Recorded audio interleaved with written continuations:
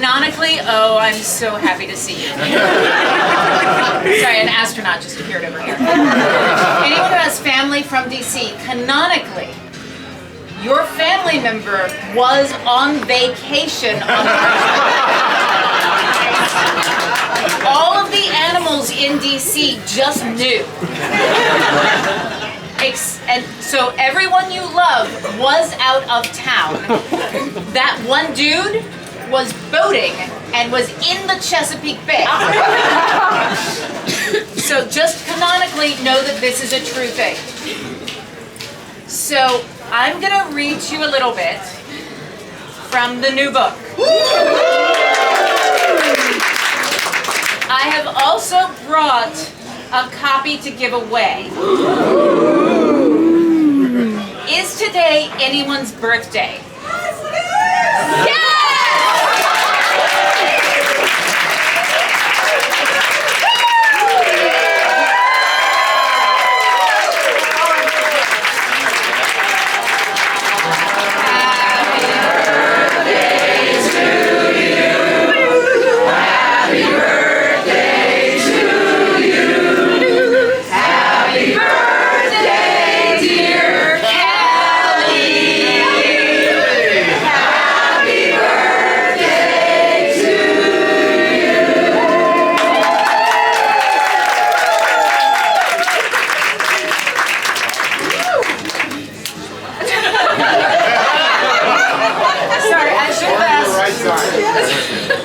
That was amazing.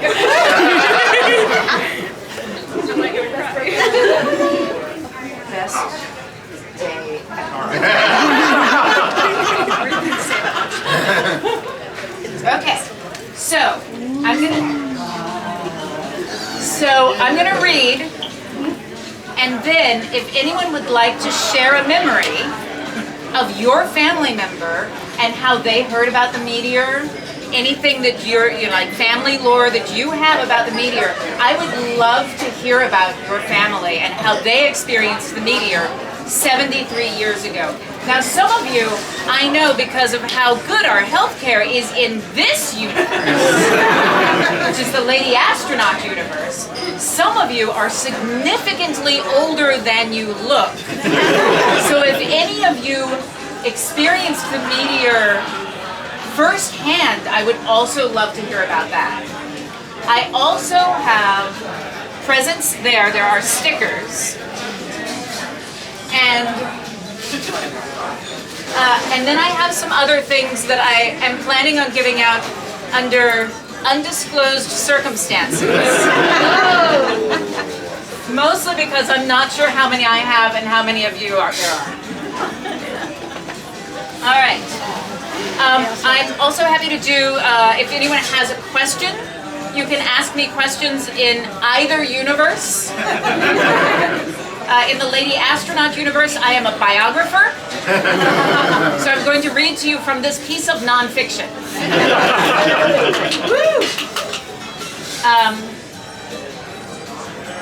And then also photos, posting, all of that's 100% fine. As soon as I find the page that I absolutely did not mark ahead of time, because I was like, oh, I'll read from my computer, which I'm used to doing, because I forgot that I actually have a copy of the book.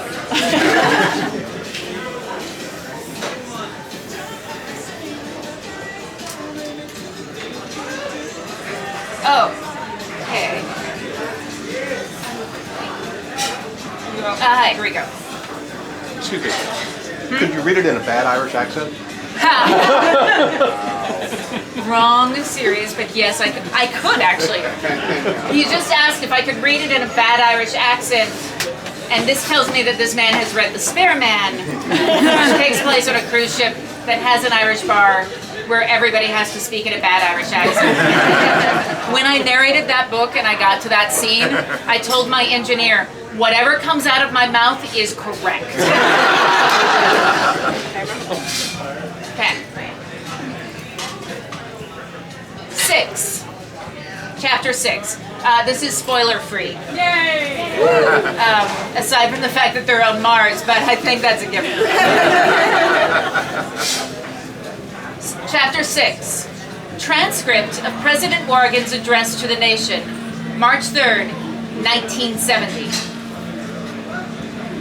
On March 3rd, the world remembers all those who were lost when the meteor struck 18 years ago today. Of the 26 million people who died, 2 million were lost instantly with the impact into the Chesapeake Bay. On that day, the nature of the planet changed, as massive tsunamis and rains of fire affected every corner of the globe.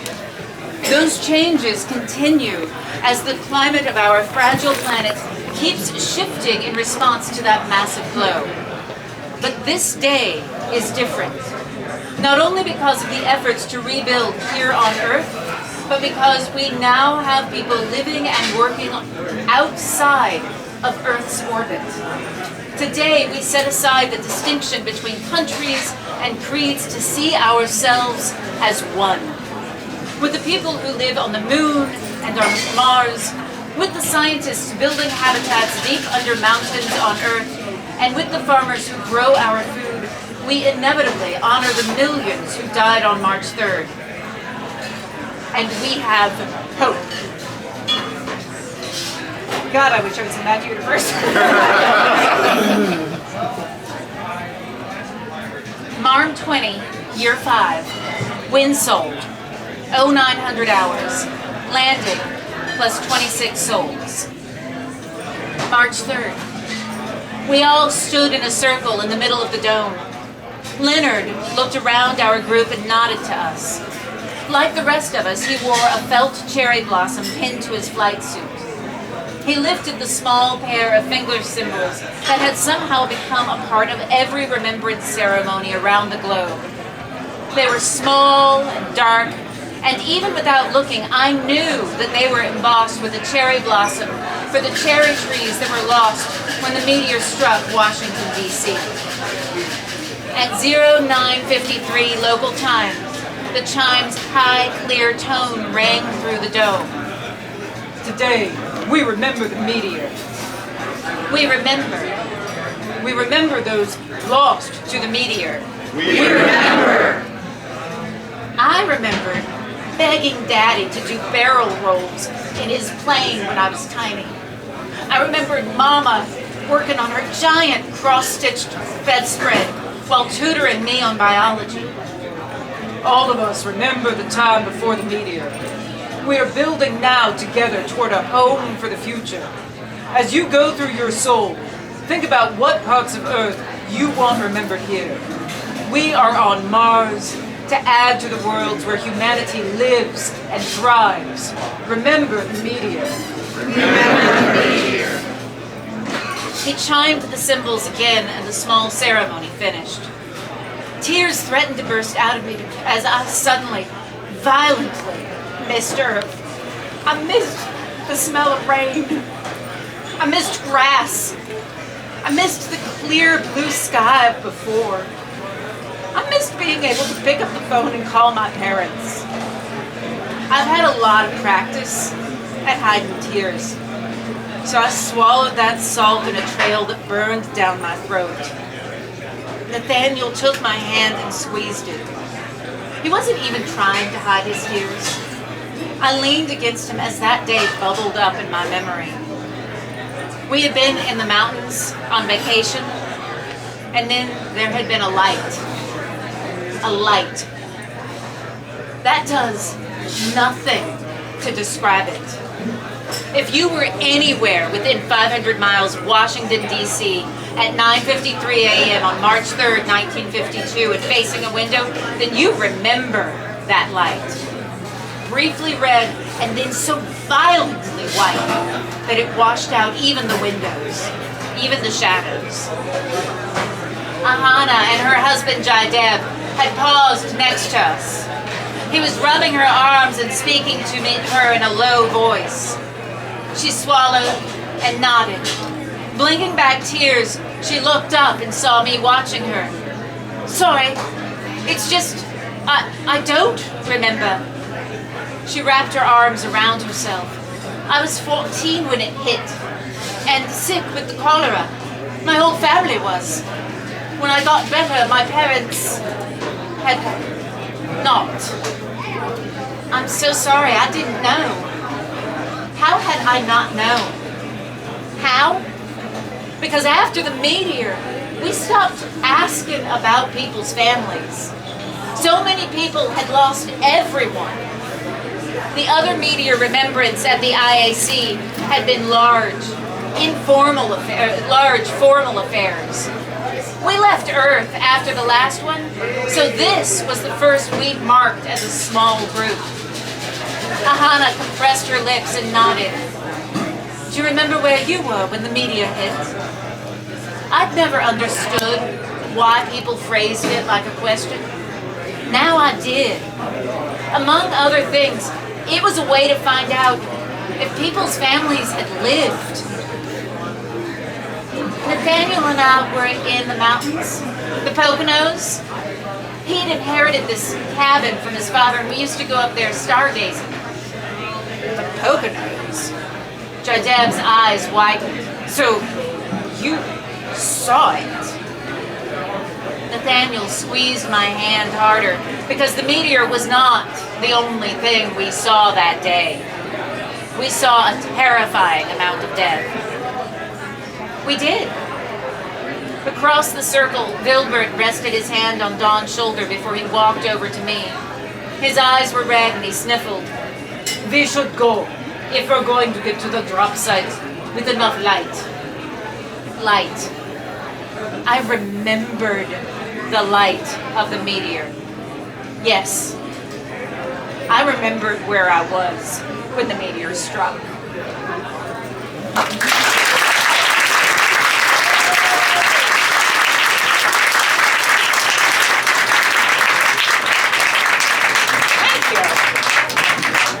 Thank you very much. Does anyone have a memory that they would like to share?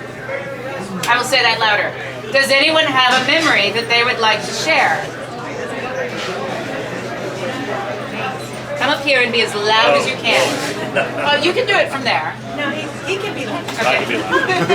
I am from New York. Be louder, New Yorker. Be louder, New Yorker. I am from New York. My grandparents and my parents were in New York City at the time. My parents had not yet met, they were children. And they never wanted to talk about it. They had seen it. I would ask, and they could not bring themselves to talk about it. My grandmother, my father's mother, Margaret, would not talk about it, but she encouraged me strongly to go into science and to become an astronomer, and now I study asteroids in part to make sure this never happens again.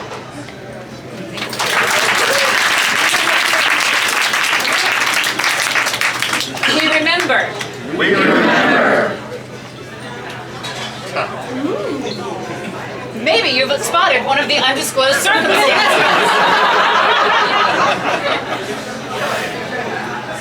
Anyone else? Do you want to come up, or do you want to be loud from there? I just realized that if I don't make you come up, then the people that are close to you, it's like we can have roving, I can't hear you. Yeah, the stage makes you, everyone can hear me, right? Okay. Everyone can hear me, right? Yes. Everyone can hear me, right? Yes. My dad was born in 1951 on the Mississippi Gulf Coast. Now, it was far enough from the events in the blast center that they weren't directly affected on the day. Of course, they remember the day. It was a national tragedy. It was a global tragedy. But living on the Gulf Coast, and as the climate changed and the hurricanes just came and came and came, 1,000-year floods like every other year, they eventually just started moving as far away from an ocean as they could get. And what my dad remembers is these enclaves of Creoles and Cajuns in Denver, in Minneapolis, in Fargo, where you can go and get a decent gumbo in the mountains. It's like like in Minnesota, they introduced okra in a hot dish, and it was a revelation. So, and I think that is obviously it's a tragedy. Obviously, we wish it wouldn't happen, but it is a small glimmering light that this fusion can come out from people interacting and learning from each other. Yeah, I don't have anything. We remember.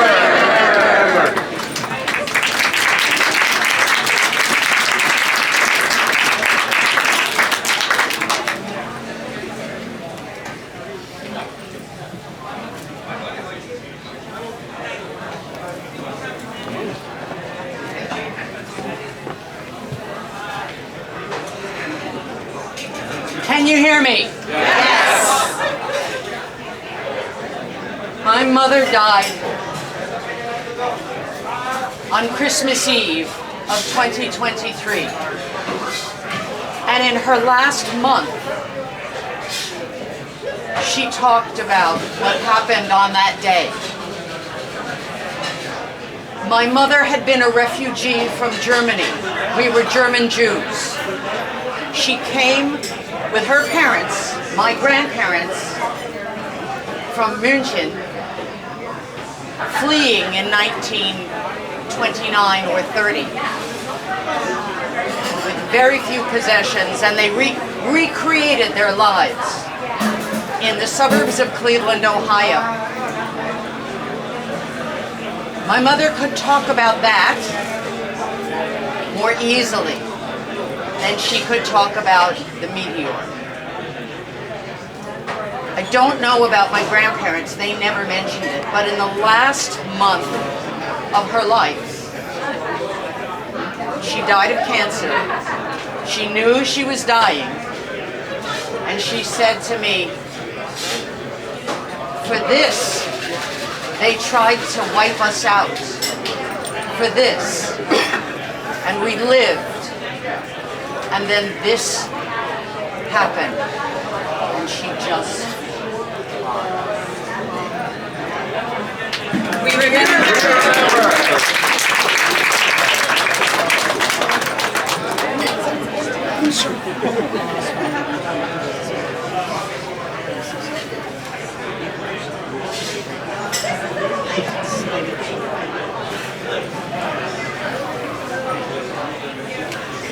Yes.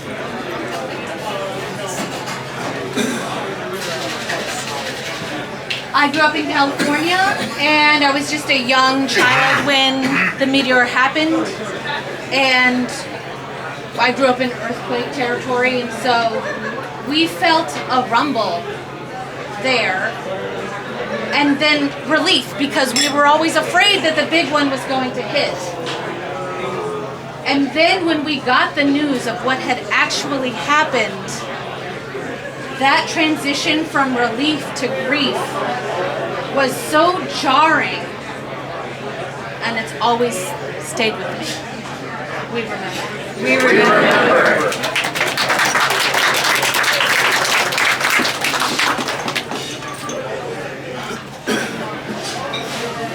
I don't have her voice, but I'll try. My mother was 8 years old, an hour southeast of Boston when the meteor hit. She didn't remember the meteor hitting, and her parents would never talk about it. But they had small pieces of a farm around them, and the sheep didn't do well, and the corn faltered and died. The chickens didn't lay like they should, and they lost a lot of them. And they ended up having to pack up and move much further west to try to do anything. But my grandfather pursued his work at Texas Instruments to try to help build anything he could to help the process of getting everyone to school. We remember. We remember.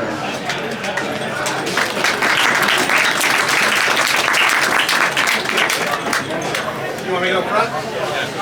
Up to you.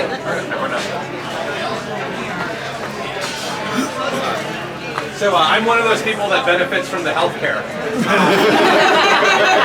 So I was married to someone, Martha Price, who lived in Baltimore.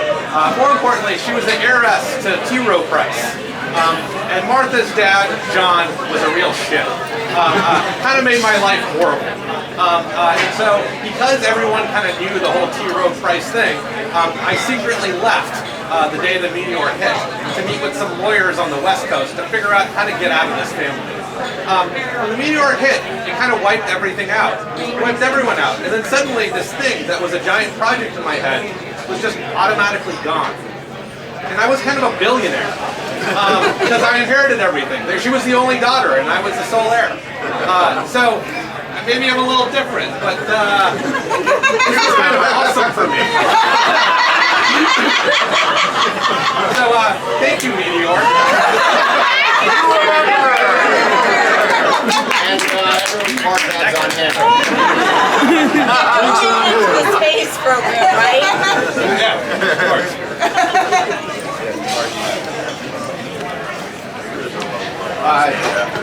Dad was working for the Agency of International Development in 1952. Mercifully, he was on an assignment in doing cattle migrations in northern Nigeria at the time that the meteor hit. So his memories really are, and he's happy to talk about his feelings and talk about that. Mercifully, he's still with us right now. He really, the co-workers that he had and all the support, it was really difficult for him to go back and find the records because he wanted to visit and express his condolences and try and carry on the work that his team had been doing. And he did as much of that, but he couldn't communicate that because actually a lot of the records went up with the meteor at the same time. So don't trust all the time that you're going to be on the computer somewhere. Have a hard copy somewhere else and have it on site. I guess is the lesson there. We remember. We remember.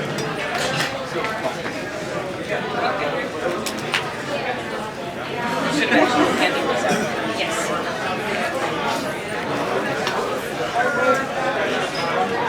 I'm older than I look.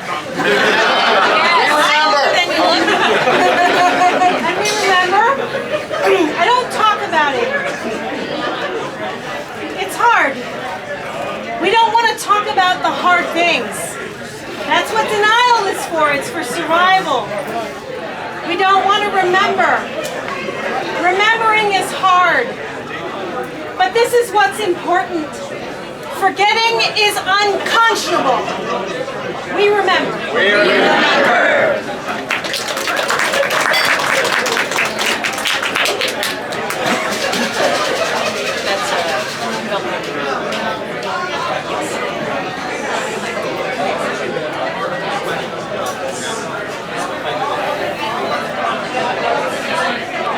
My mother was 12 at the time, living in Pennsylvania.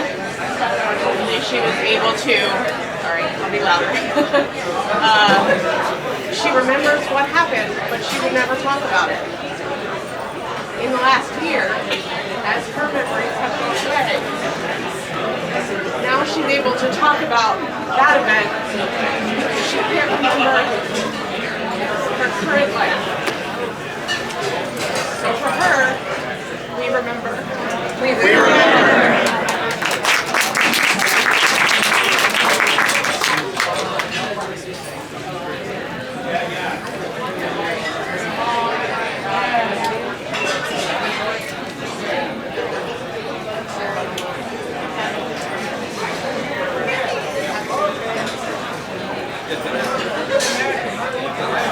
I don't see anyone else.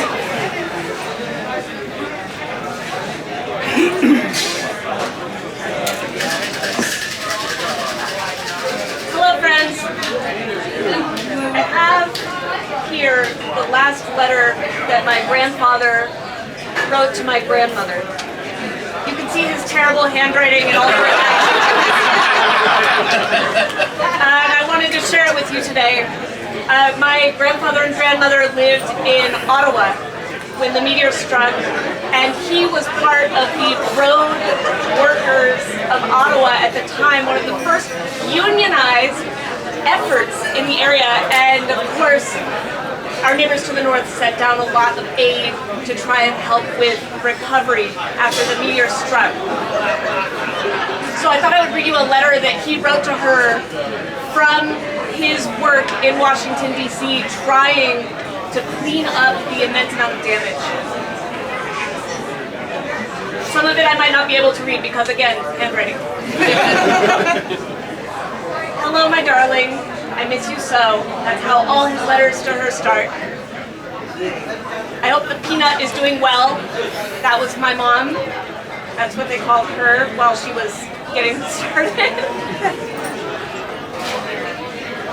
The fellows are in good humor and high spirits, which was, according to my grandmother, whose euphemism for drunk most of the time. We are working hard. The ground is ash. The sky is ash. The water is ash. I have been told to tell you that I will be coming home soon. However, the fellows and I have been talking, and we have realized that the work here that we have to do is more immense than any of our lives. The tremors have begun in all of our hands, from the ash in the water and the ash in the air. And I feel that this may be the last letter I write to you. So I will simply tell you that I love you so, and that I hope you and the peanut will remember me fondly, whether I come home or not. With love, your Albert, always. She didn't see him again after that. He and the fellows who were in high spirits stayed in Washington, D.C. to try to find a way to keep the ash from spreading, to make a place that people could, they hoped, they thought, come back to someday. They didn't know, of course, what would happen. No one did. And we lost more lives than we lost on just that day.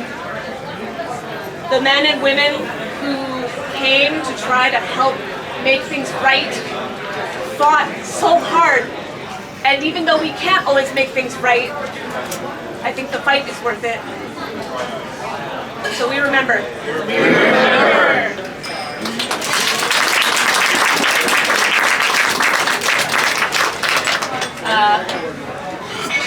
So, thank you for sharing your memories. Was there one?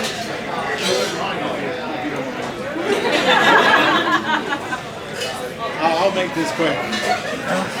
I was very young when the asteroid hit. I just wanted to share one memory I had, and that is when we were out of range of devastation, but as the ash and dust cloud came over us, we came out of the house and we didn't know what happened.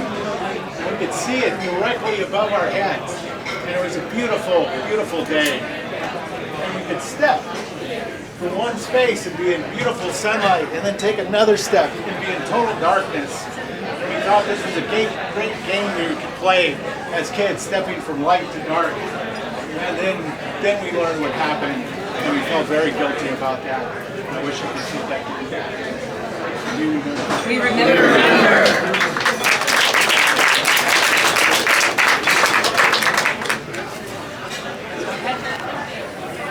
Amazing. You all are, like, this is legitimately so meaningful to me. Some of you shared memories that were deeply personal, and it is such a gift to have that honest emotion. So at this point, what I would encourage is you to chat with each other. Some of you may have memories that you didn't want to come up on stage and share. That's fair game. Understood? So, at this point, I think I might have enough. We'll see how far I get. If you would like a mission patch, or a Velcro circle. I have Velcro circles in 2 different sizes.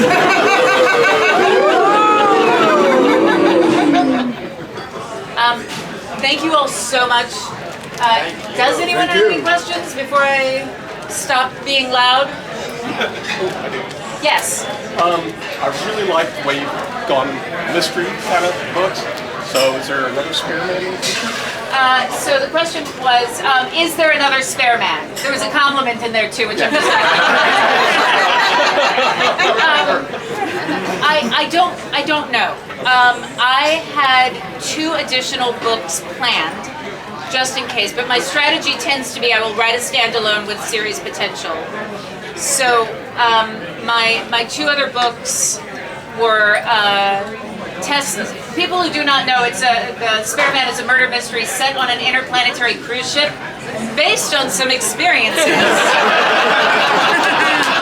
Hopefully not the murder. The world's cutest dog. The world's cutest dog, thank you. And hopefully not a murder. Maybe. There is a theater that is in the Spare Man, and you have all been in that theater. I just changed a lot of names. Anyway, so one of them, the cruise is going from Earth to Mars. And so I had a second book that was kind of queued up in my head for things that happen on Mars. And then I wound up talking to the head of the head chef on Royal Caribbean for 45 minutes about how to murder someone. Best day as a writer. Best day.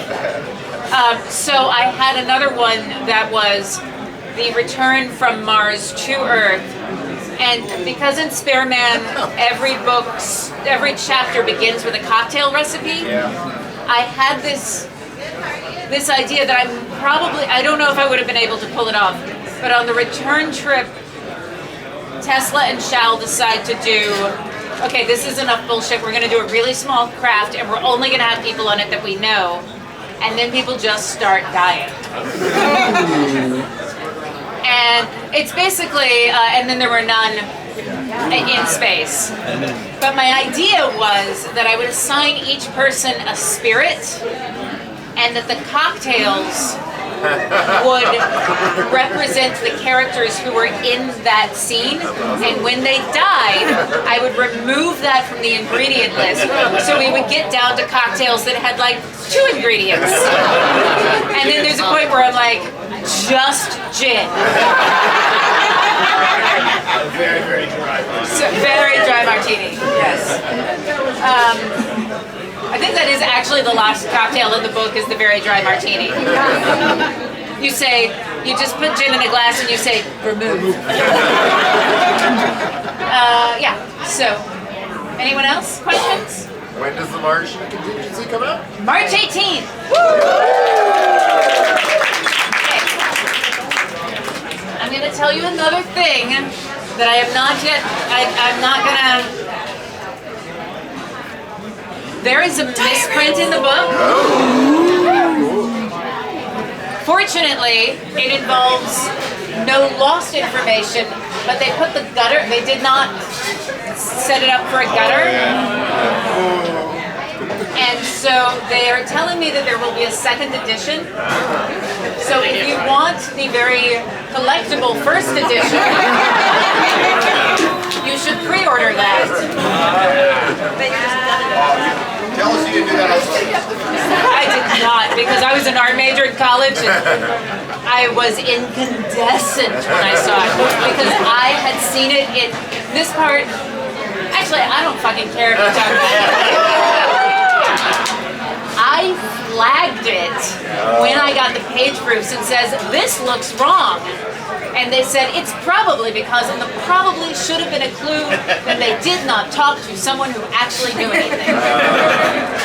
Limited edition! Yeah! Limited edition! Get the UK edition! The UK edition is correct! In light of that, what edition are people back to Kickstarter getting? The people in the... That's a great question. Sorry, I'm just going to text my agent right now.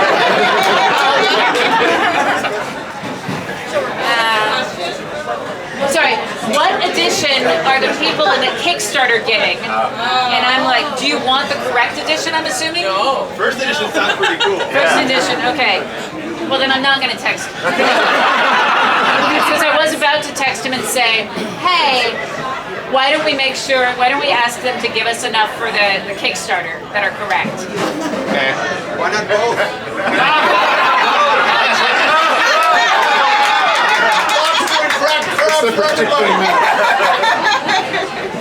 Sorry, I am texting my agent now. What if we ask them for enough copies for the Kickstarter fulfillment?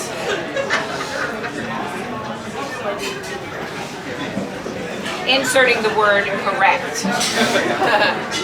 And then correcting the, which decided that fulfillment is filament. Sure, right. Anybody else have questions? Yes. Do you have any worse things that have happened to your books over the years? Do I have any worse things that have happened to my books over the years? Missing first sentence. Glamour and Glass, my second novel, is missing the first sentence in the hardback. If you have, yes. How does, they have one job. You're still paying attention on the first sentence. How did that happen, you ask? Where did they put it? Where did they put it? Nowhere. Nowhere. They just left it completely out. Did I have perfectly parallel opening and closing sentences to create a sense of resonance? Yes, I did.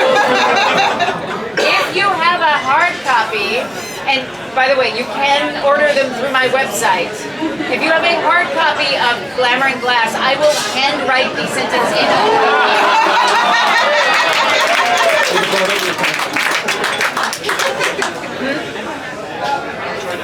Just bring it to me at any point. I'll see you later. Okay.